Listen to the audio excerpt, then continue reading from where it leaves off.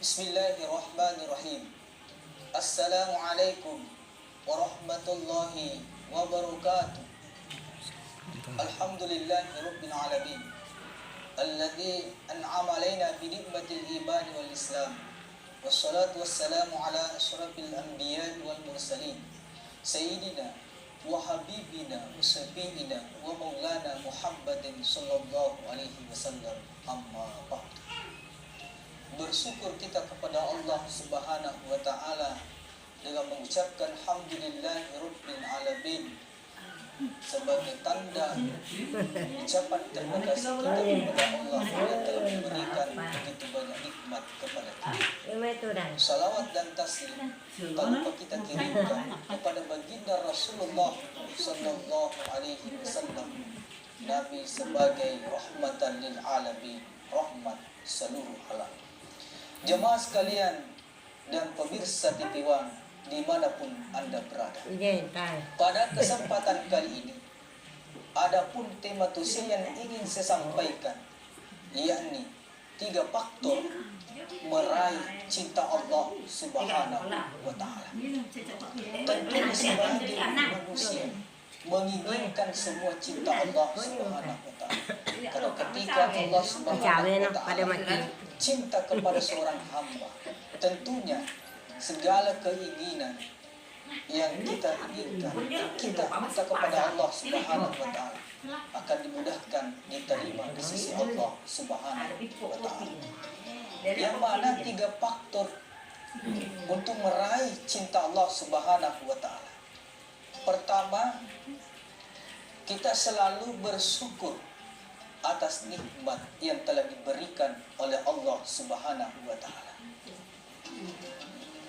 Syukur itu menurut bahasa sebagaimana yang telah dijelaskan dalam kitab Maqayis Al-Lughah.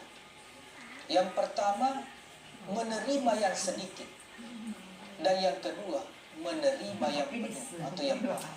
Artinya, syukur menurut bahasa menerima baik sedikit dan banyak nikmat yang telah diberikan oleh Allah Subhanahu wa taala kepada kita.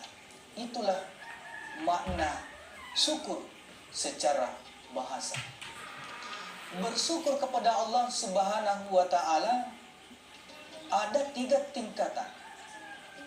Tingkatan pertama, bersyukur kepada Allah Subhanahu wa taala dengan ucapan.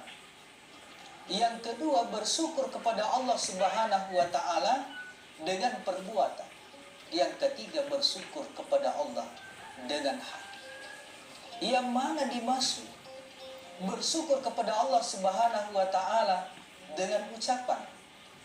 Yakni kita selalu mengucapkan kalimat alhamdulillahirabbil alamin setiap selesai melaksanakan satu kegiatan.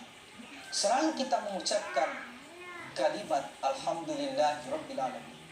Misalnya setelah kita makan, kita mengucapkan kalimat alhamdulillahirabbil alamin. Rasa syukur kepada Allah, rasa terima kasih kepada Allah Subhanahu wa taala yang telah memberikan rezeki kepada kita, sehingga makanan atau minuman yang masuk di dalam perut kita akan menjadi berkah. Makanya kita selalu mengucapkan kalimat alhamdulillahirabbil alamin. Seorang guru telah menyelesaikan tugasnya mengajar, mengucapkan alhamdulillah. Seorang siswa selesai belajar, mengucapkan kalimat alhamdulillah. Setiap aktivitas yang kita lakukan diakhiri dengan mengucapkan kalimat alhamdulillah. Makanya kata kunci dalam syukur dengan mengucapkan secara lisan ini, intinya kita selalu menundukkan pandangan.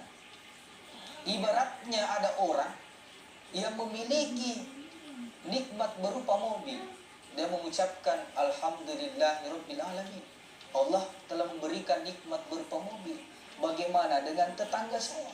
Hanya motor saja, ketika ingin bepergian musim hujan, maka dia akan kehujanan. Orang yang punya motor dia mengucapkan alhamdulillahirabbil alamin. Saya bersyukur kepada Allah karena saya memiliki motor. Bagaimana dengan tetangga saya ketika ingin bepergian dia menggunakan sepeda? Yang punya sepeda mengucapkan alhamdulillah, saya bersyukur kepada Allah ketika ingin bepergian menggunakan sepeda. Bagaimana dengan tetangga saya? Dia hanya menggunakan kakinya. Yang berjalan kaki mengucapkan alhamdulillah, saya bersyukur kepada Allah karena saya bisa jalan menggunakan kaki saya. Bagaimana dengan tetangga saya? Dia sudah lumpuh, tidak bisa lagi berjalan. Yang sudah lumpuh juga mengucapkan alhamdulillah. Kenapa? Saya bersyukur kepada Allah, saya masih sehat. Bagaimana dengan tetangga saya yang sudah terbaring di rumah sakit? Yang terbaring di rumah sakit dia mengucapkan alhamdulillah, saya bersyukur kepada Allah karena saya masih terbaring di rumah sakit. Bagaimana dengan tetangga saya? Sudah innalillah wa inna ilaihi raji'un. Artinya dia sudah meninggal dunia. Makanya ini bentuk syukur kita kepada Allah Subhanahu wa taala dengan mengucapkan secara lisan. Kemudian bentuk syukur yang kedua adalah dengan perbuatan. Yang mana itu bentuk syukur kepada Allah Subhanahu wa taala dengan perbuatan. Kita melaksanakan sholat, kita sujud di hadapan Allah Subhanahu wa taala. Apakah itu sholat wajib maupun sholat sunnah? Itu bentuk syukur kepada Allah Subhanahu wa taala secara perbuatan. Karena Allah telah memberikan begitu banyak nikmat kepada kita sehingga kita mendirikan sholat.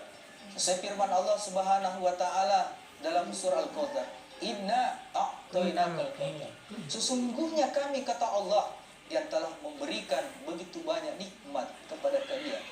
Fasholli li rabbika, maka dari itu dirikanlah salat. Jadi salat yang kita lakukan itu adalah bentuk rasa syukur kita kepada Allah yang telah memberikan begitu banyak nikmat yang telah diberikan oleh Allah Subhanahu wa taala. Ketika kita ingin menghitung nikmat yang telah diberikan oleh Allah Subhanahu wa taala, tidak mampu kita menghitungnya.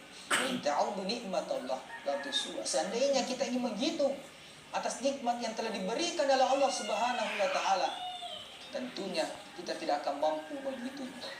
Kata ulama kita, ketika kita ingin menulis kenikmatan yang telah diberikan oleh Allah Subhanahu wa taala, maka habislah semua pohon yang ada di dunia ini dijadikan sebagai pena. Habislah semua air yang ada di lautan dijadikan sebagai tinta. Habislah semua dedaunan yang ada di muka bumi ini dijadikan sebagai kertas. Maka habis semua itu, namun belum habis kenikmatan yang telah diberikan oleh Allah Subhanahu wa taala. Kita tulis semua, begitu banyaknya nikmat yang diberikan oleh Allah. Jadi ketika kita mendirikan sholat, itu bentuk ucapan terima kasih kita, rasa syukur kita kepada Allah Subhanahu wa taala.